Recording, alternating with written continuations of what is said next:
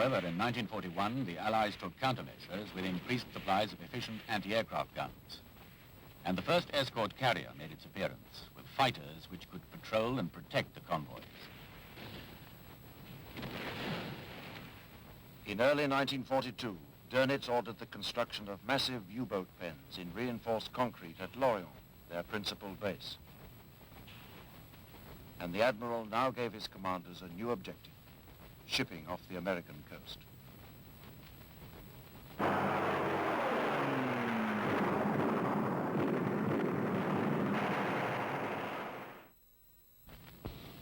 Today, the naval base of Lorient still harbors submarines, those of the French Navy.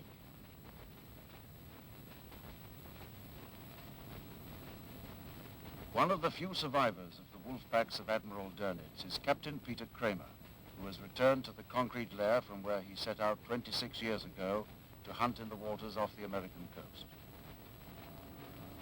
I sank about 100,000 tons, including 2 destroyers, and I also shot down 2 aircraft.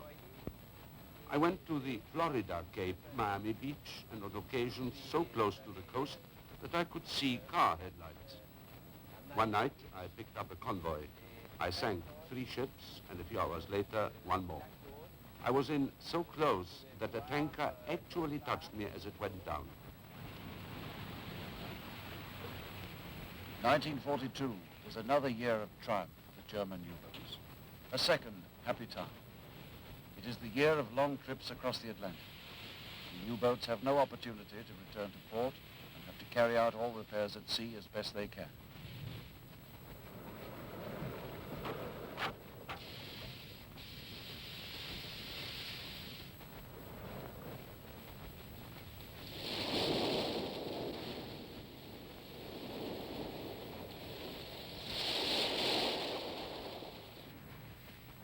In mid-1942, Dönitz brings into service supply U-boats, which are nicknamed by the crews Milch cows. They are always punctual at their rendezvous, and they bring the U-boats all they need for living and fighting.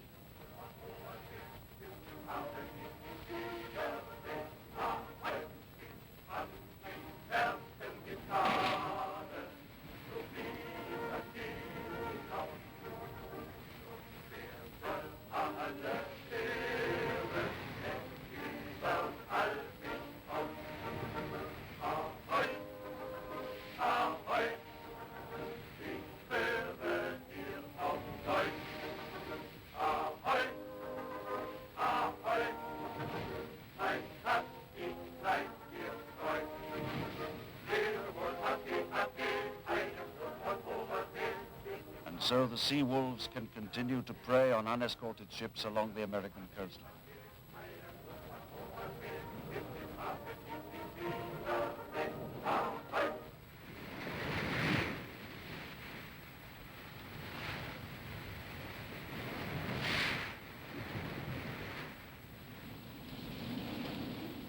It's an exciting hunt that stimulates the entire crew, in spite of the fact that life aboard a U-boat is hardly pleasant.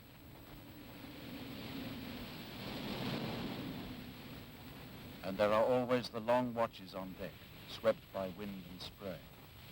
Securing themselves to the conning tower is vital. It has often happened that an unexpected wave has swept away the man on watch without anyone below aware of it. Down there, the air is almost unbreathable, it reeks of oil. There is little water and hardly any space. Men have to eat in shifts and even sleep in shifts. There are only 2 berths for every 3 sailors.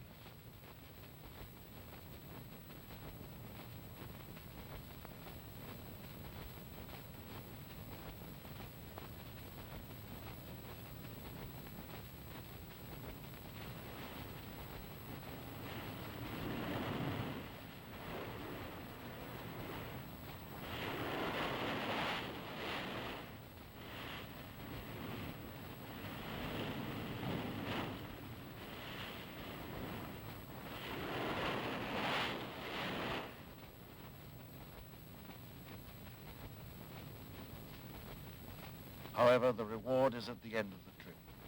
It is the moment to change to American time. And there it is, within sight of the glasses. The promised land, as they like to call it. There are even the headlights of cars on the coast. And, with a bit of luck, the skyscrapers of New York.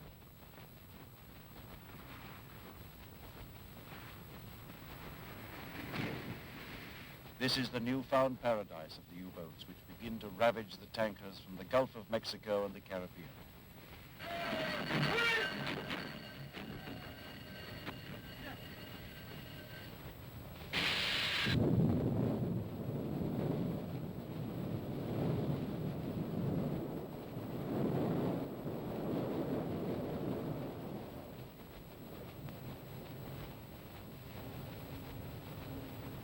The sea wolves break all existing records within sight of the American coast itself.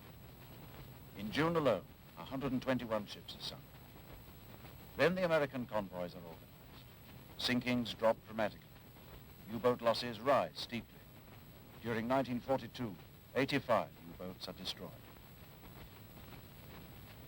But those which did return to Lorient flew many victory pennants proclaiming their successes. White for merchantmen, red for naval vessels.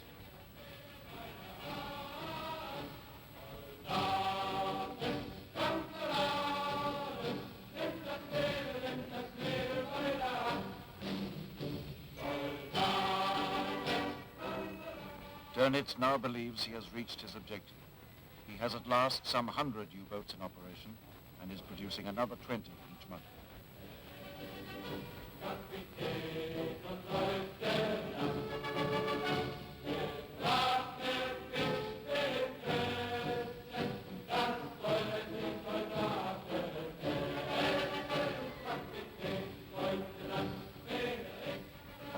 Smiling and triumphant U-boat commanders that Dönitz greets in Lorient at this period, only 2 will remain alive at the end of the war.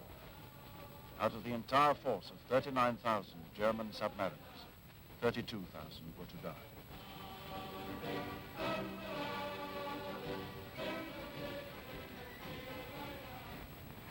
The French Navy, too, had fought in the ocean battle.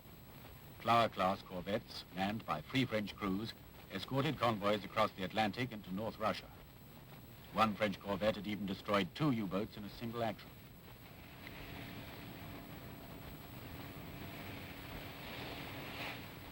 At the end of 1942, the wolf packs of Admiral Dönitz still believe that victory is not far off. For all that, it is the moment when, in spite of enormous Allied losses, the balance is beginning to tilt in favor of the defense. Dönitz knows this. He knows that the entire problem of the German effort depends on sinking more ships than the Allies can build. But this race for time has been lost by the Germans. Lost since the day that the formidable American potential of merchant shipbuilding has been thrown into the balance.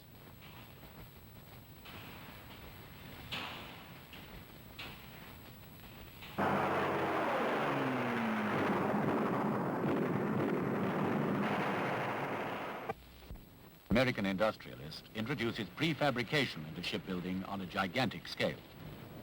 From his yards, the famous Liberty ships issue forth at the rate of 1 a day. Before the end of the war, Kaiser alone builds 1,500 freighters and 50 escort carriers. In January 1942, Hitler replaces Raeder by Dönitz, who, as Grand Admiral of the fleet, is in overall command of the German Navy. Hitler is now obsessively concerned with the Russian campaign and directs the attention of Dönitz towards the destruction of the Arctic convoys from Britain to Murmansk.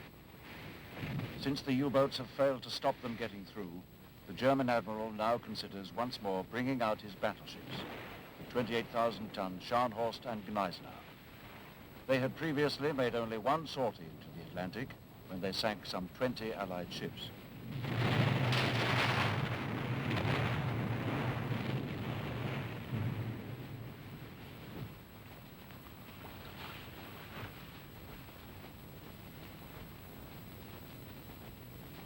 The 2 battleships took refuge in Brest on their return, remaining there throughout 1941. In February 1942, however, they accomplished a spectacular exploit. Under the command of Admiral Ciliax and attended by the cruiser Prince Eugen, 8 destroyers and 16 motor torpedo boats, Scharnhorst and Gneisenau sailed up the English Channel and through the Straits of Dover, defying the RAF, whose task it was to stop them. German fighter aircraft based in the Calais area provided the ships with vital air cover.